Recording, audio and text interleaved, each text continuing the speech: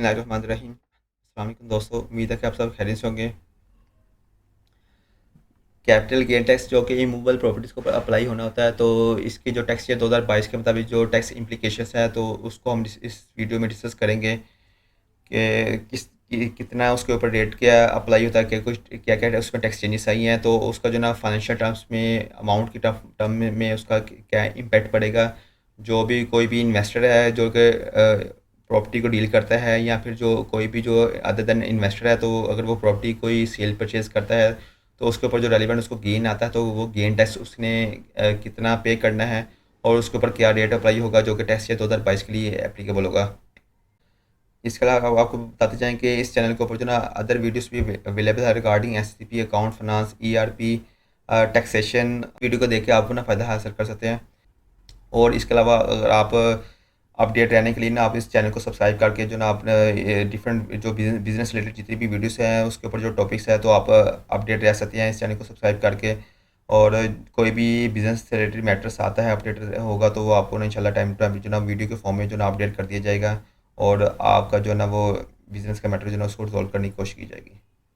जी, अब हम आते हैं कि वीडियो के मेन पार्ट की तरफ के जो कैपिटल गेन टैक्स की कैलकुलेशन जो है with respect to tax year 2022, तो उसको हम किस तरह कैलकुलेट करेंगे। इसके बेसिकली अंदर दो पार्ट्स हैं। पहला पार्ट ये है कि हमने ये कंफर्म करना है कि जो होल्डिंग पीरियड था प्रॉपर्टी का वो कितना था। तो दूसरे पार्ट में ना उसको होल्डिंग पीरियड के मुताबिक जो ना टैक्स अप्लाई होगा, टैक्स रेट अप्लाई होगा। तो पहला जो ना जो होल्डिंग पीरियड है उसके मुताबिक जो ना अगर कोई भी ऐसी प्रॉपर्टी जो कि विद इन सेम ईयर, यानी कि वो 12 मंथ से पहले पहले परचेज भी हुई है और सेल भी हुई है, तो उसका जितना भी 100% गेन होगा वो सारा टैक्सेबल होगा। और अगर कोई ऐसी प्रॉपर्टी जो कि 24 मंथ से पहले पहले सेल हुई है और 12 महीने के बाद जाके वो मतलब सेल हुई है, यानी कि विद इन 12 महीने से के बाद और 24 महीने से पहले पहले उसकी जो ना वो सेल हुई है, तो वो उसका जो ना जो गेन होगा वो 75% उसका जो गेन जो ना वो टैक्सेबल होगा, और 25% जो ना वो गेन एग्जम्प्ट हो जाएगा। और तीसरे के सिनेरियो में अगर कोई ऐसी प्रॉपर्टी जो कि 24 महीने के बाद सेल हुई है और 36 महीने से पहले पहले उसकी सेल हो गई है, तो जो ना वो उसकी जो ना वो गेन होगा वो 50% उसका गेन टैक्सेबल होगा, और 50% जो ना गेन एग्जम्प्ट होगा। और चौथे केस में अगर कोई ऐसी प्रॉपर्टी जो कि 3 साल के बाद जाके सेल हुई है, लेकिन 48 मंथ से पहले पहले उसकी ना वो प्रॉपर्टी सेल हो चुकी है, तो उसके ऊपर जो गेन आया होगा, तो उस गेन का जो ना 25% गेन टैक्सेबल होगा, और 75% जो गेन जो ना वो एग्जम्प्ट होगा।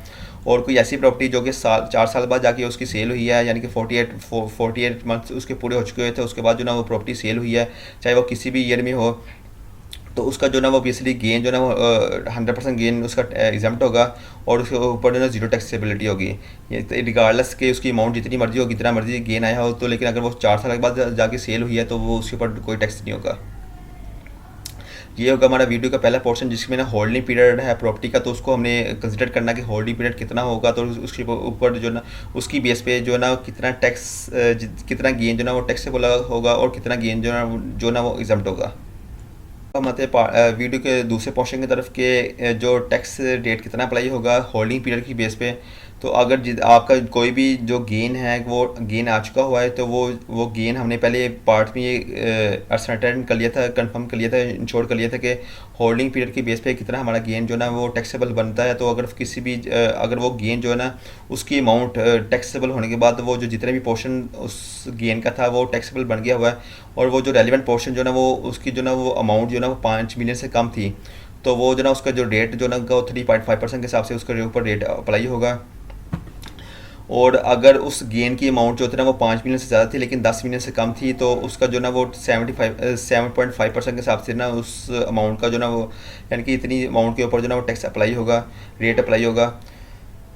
और अगर उस गेन की अमाउंट जो ना वो 10 मिलियन से ज़्यादा है लेकिन 15 मिलियन से कम है, तो उसके जो ऊपर जो ना 10% जो ना रेट अप्लाई होगा गेन के ऊपर। और अगर उस गेन की जो अमाउंट जो ना 15 मिलियन से ज़्यादा है, तो उस टोटल अमाउंट के ऊपर जो ना 15% रेट अप्लाई होगा।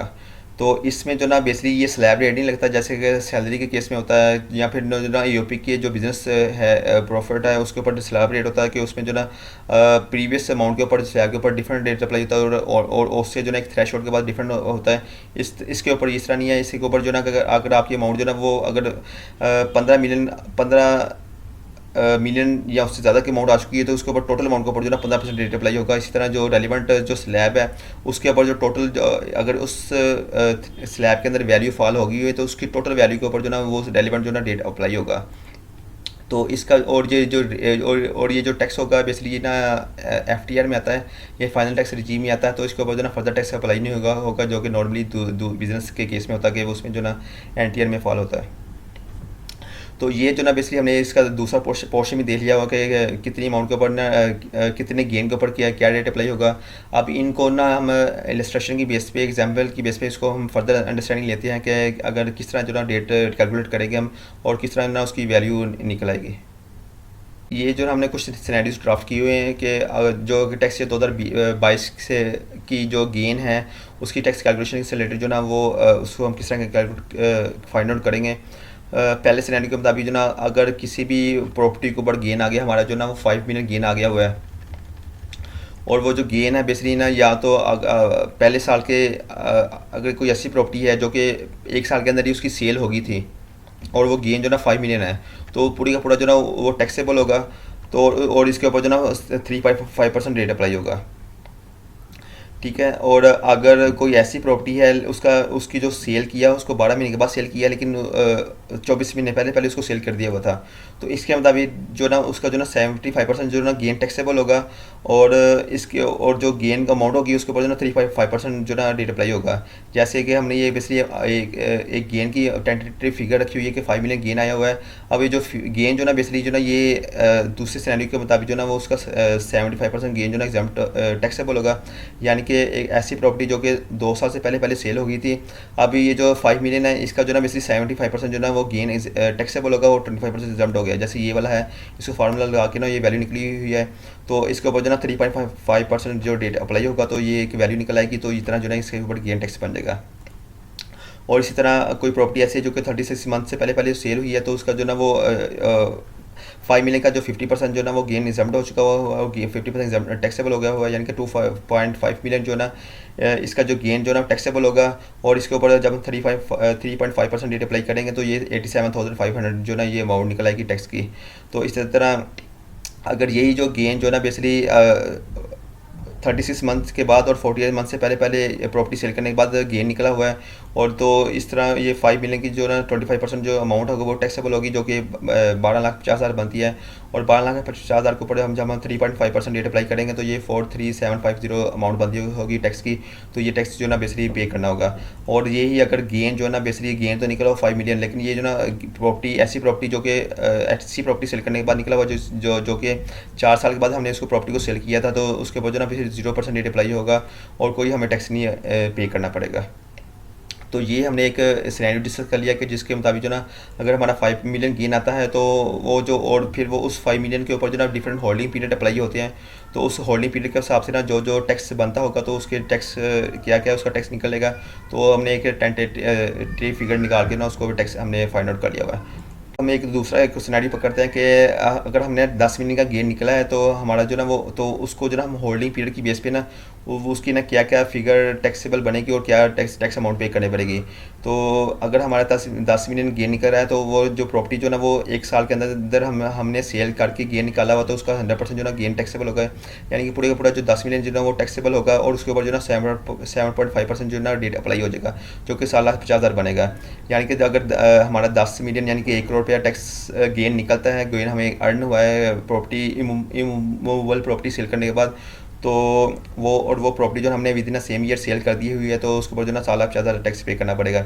और इसी तरह अगर ये प्रॉपर्टी हमने 12 महीने के बाद और 24 महीने से पहले पहले सेल करते हैं तो उसका जो ना 75% टैक्स गेन जो ना टैक्सेबल होगा। यानी कि 75 लाख के ऊपर टैक्स हमें पे करना पड़ेगा। और इसके ऊपर जब हम 7.5% जो कि डेट अप्लाई बनता है तो ये 5,62,500 अमाउंट बनेगी टैक्स की। तो ये टैक्स पे करना पड़ेगा। इसी तरह 36 मंथ वाला जो गेन होगा उसका 50% टैक्सेबल होगा तो 50% एग्जाम्प्ट होगा जो कि 5 मिलियन यानी कि टैक्सेबल गेन होगा। अब 5 मिलियन के ऊपर जो ना हम जो डेट अप्लाई करेंगे तो वो 375,000 अमाउंट बन जाएगी। इस तरह जो 48 वाले जो मंथ वाला गेन है तो उसके ऊपर जो ना 25% जो हमारा गेन टैक्सेबल होगा जो कि 25 लाख बनेगा। और जब 25 लाख के ऊपर जो है ना हम 187.5% डेट अप्लाई करेंगे तो इसके ऊपर जो ना 187,500 अमाउंट निकलेगी टैक्स की, तो वो हमें पे करना पड़ेगा। और अगर यही जो गेन जो ना 10 मिलियन वाला जो ना वो 48 मंथ के बाद प्रॉपर्टी सेल करने के बाद मिला है, तो उसके ऊपर कोई टैक्स नहीं होगा, वो 0% जो ना उसका गेन टैक्सेबल होगा। और वो जो टोटली ना हमारे पास कोई मतलब ज़ीरो टैक्सेबल के साथ होगा। तो इसी तरह ये थर्ड सिनेरियो है। तो इसके मुताबिक अगर हमें 15 मिलियन का गेन मिलता है, तो उसके मुताबिक जो ना ये जो डिफरेंट होल्डिंग पीरियड की बेस पे ना हमारा जो ना टैक्सेबिलिटी बनती है, और वो रेलिवेंट जो टैक्स अप्लाई करने के बाद जो ना ये अमाउंट उसकी निकलेगी। तो आप ये ना जो आपका जो रेलिवेंट जो गेन होगा, तो आप उस गेन को ना इस होल्ड पैरामीटर की बेस पे जो ना वो उसको फाइंड आउट कर सकते हैं। तो इसी तरह ये चौथा सिनेरियो बनता है, जो कि टैक्सेबल गेन अगर हम फर्ज करते हैं 15 मिलियन से ज़्यादा है बनता है, तो उसमें हमने फिगर ले ली हुई तो 20 मिलियन की। तो 20 मिलियन में जो गेन है वो जो ना डिफरेंट जो हमारी प्रॉपर्टी है उसकी डिफरेंट होल्डिंग पीरियड्स है, तो उस रेलिवेंट होल्डिंग पीरियड की बेस पे अगर वो गेन निकल रहा है, तो उसके मुताबिक जो जो टैक्स बनता होगा, ये उसी तरह ना उसको पैरामीटर्स रख के होल्डिंग पीरियड की बेस पे, और जो ना आपका जो रेलिवेंट एग्जम्प्टेड क्राइटेरिया उसकी बेस पे रख के ना, तो वो रेलिवेंट जो गेन है उसके ऊपर जो जो टैक्स बनता होगा, तो वो इस तरह आप उसको निकाल सकते हैं, और ये निकल आएगा फिगर है। जी दोस्तों, ये हमारी video regarding capital gain tax on immovable properties under tax year 2022 इधर तक की थी। तो उम्मीद है कि इसके मुताबिक जो ना हमारी तमाम सिनेरियोस और रेलिवेंट जो क्यूरीज हैं वो कवर हो चुकी होंगी। तो अगर फिर भी कोई क्यूरी या क्वेश्चन हो, तो आप जो ना रेलिवेंट वीडियो के कमेंट सेक्शन में जाके क्वेश्चन कर सकते हैं। वीडियो देखने के लिए बहुत शुक्रिया। Thank you so much. अल्लाह हाफिज़।